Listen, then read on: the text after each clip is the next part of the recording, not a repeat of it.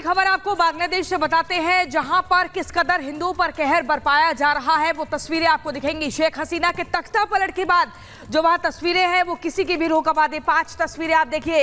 ये देखिए, अत्याचार पर इंडी चुप है। आईएसआई की साजिश दिख रही है। हिंदुओं पर हमले लगातार जारी है। सीमा पर फंसे शरणार्थी इंसाफ की मांग कर रहे हैं। दुनिया की आंखें बंद हो गई हैं क्या? यहाँ जो बांग्लादेश में हो रहा है, आखिर इस पर इंडी गठबंधन चुप क्यों है? क्या ये आईएसआई की साजिश है? हिंदुओं पर हमले जारी हैं, आखिर कब तक ये हमले होते रहेंगे? सीमा पर शरणार्थी फंसे हुए हैं और दुनिया आखिर इस पूरे मामले पर चुप क्यों है? बड़ी खबर का रुख कर लेते हैं। बीजेपी नेता कपिल मिश्रा ने विपक्ष पर निशाना साधा है। तो ये बड़ी खबर सामने आ रही है। बीजेपी नेता कपिल मिश्रा ने निशाना साधा। गाजा सीरिया पर बोलते हैं, बांग्लादेश पर लेकिन चुप क्यों हैं? बड़ी खबर आपको बता रहे हैं। बीजेपी नेता कपिल मिश्रा ने विपक्ष पर निशाना साधा और निशाना साधते हुए देखिए क्या कुछ कहा, वो आपको बता रहे हैं। यहाँ पर ये देखिए, गाजा सीरिया पर बोलते हैं लेकिन बांग्लादेश पर आखिर चुप क्यों है? बांग्लादेश पर चुप्पी क्यों साधी हुई है? विपक्ष क्यों नहीं कुछ बोलता है? गाजा सीरिया पर तो तुरंत चुप्पी तोड़ देते हैं, प्रतिक्रिया दे देते हैं, लेकिन बांग्लादेश में हिंदुओं के साथ जिस तरीके से क्रूर हरकतें की जा रही हैं उस पर विपक्ष चुप क्यों है? कपिल मिश्रा ने ये ट्वीट करते हुए कहा कि गाजा सीरिया पर बोलते हैं लेकिन बांग्लादेश पर चुप है। तो गाजा को लेकर मुखर विपक्ष बांग्लादेश में अल्पसंख्यकों पर हो रहे हमलों पर मौन साधे हुए है और अब तक इंडी अलायंस के किसी नेता ने हमले की निंदा नहीं की है, कोई बयान नहीं दिया। इसी को लेकर अनुराग ठाकुर ने राहुल गांधी पर निशाना साधा। क्या कुछ कहा उन्होंने, सुनिए जरा। मैं आपका आभारी हूं क्योंकि जो हमारे पड़ोसी मुल्क बांग्लादेश में है, हाल ही में घटा, उसको लेकर हम सब लोग चिंतित भी हैं और सभी राजनीतिक दलों ने एक स्वर में बात भी कही कि वहाँ पर जो अपने लोग हैं उनकी भी चिंता की जाए। माननीय प्रधानमंत्री जी ने भी ट्वीट करके जो इंटरिम गवर्नमेंट के प्रधानमंत्री हैं उनको बधाई भी दी, लेकिन ये भी कहा कि हमारे जो वहाँ पर हिंदू और अल्पसंख्यक हैं उनकी शांति, सुरक्षा और विकास सबको सुनिश्चित किया जाए। लेकिन दुर्भाग्य ये है सर कि नेता प्रतिपक्ष और कांग्रेस पार्टी के अध्यक्ष ने ट्वीट जब किया या उनको बधाई जब दी तो हिंदुओं की वहां पर सुरक्षा की कोई बातचीत नहीं की, ना ही उसका उल्लेख किया, ना ही अल्पसंख्यकों की सुरक्षा की बात की। ऐसी कौन सी मजबूरी थी कि ये लोग वहां पर हिंदुओं और अल्पसंख्यकों की सुरक्षा की बात भी नहीं कर सके? गाजा को लेके आपने बड़ी बड़ी बातें की, गाजा को लेके आप बड़ी बड़ी बातें करते थे, लेकिन यहाँ पर आकर आप नहीं करते हो।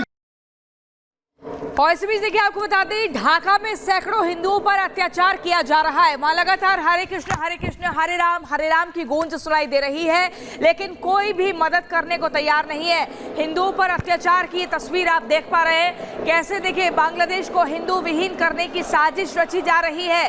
ढाका में सड़कों पर उतरे हैं सैकड़ों हिंदू।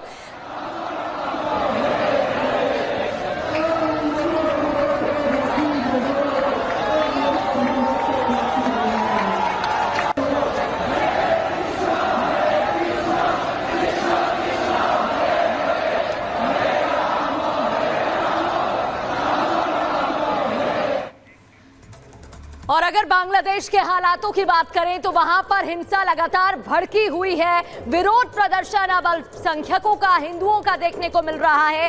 हरे रामा हरे कृष्णा के नारे लगा रहे हैं तो दूसरी ओर कट्टरपंथी अभी भी अपनी हरकतों से बाज नहीं आ रहे हैं और अभी भी हिंसा की वारदातों को अंजाम दे रहे हैं।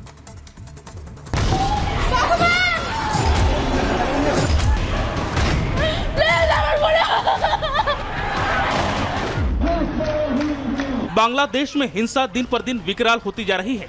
कई तस्वीरें झकझोर देने वाली आ रही हैं, कई दिल को छलनी करने वाली हैं। जो तस्वीरें आ रही हैं वो हिंदू के खिलाफ तालिबानी एक्शन को दर्शाती हैं। अल्पसंख्यकों के खिलाफ मानो कट्टरपंथियों ने मोर्चा खोल दिया हो। सड़कों पर चाकू और लाठी डंडे लेकर कट्टरपंथी नरसंहार के लिए निकल पड़े हैं। बांग्लादेश में तख्ता पलट के बाद कट्टरपंथियों ने सबसे पहले हिंदुओं को निशाना बनाया। हिंदू आस्था पर चोट की, मंदिरों को आग के हवाले कर दिया। हिंदू परिवारों पर हमले तेज हुए।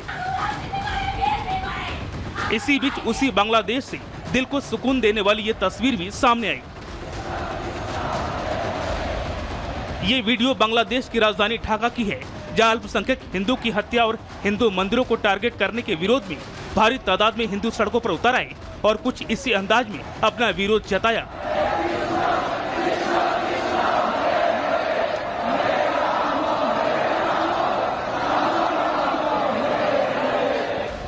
अब ये तस्वीर देखिए, दिल्ली के जेएनयू में छात्रों ने बांग्लादेश में हिंदू अल्पसंख्यकों के समर्थन में एकजुटता दिखाई, कैंडल मार्च निकाला, बांग्लादेश में अल्पसंख्यकों के खिलाफ भड़की हिंसा के खिलाफ अपना विरोध जताया।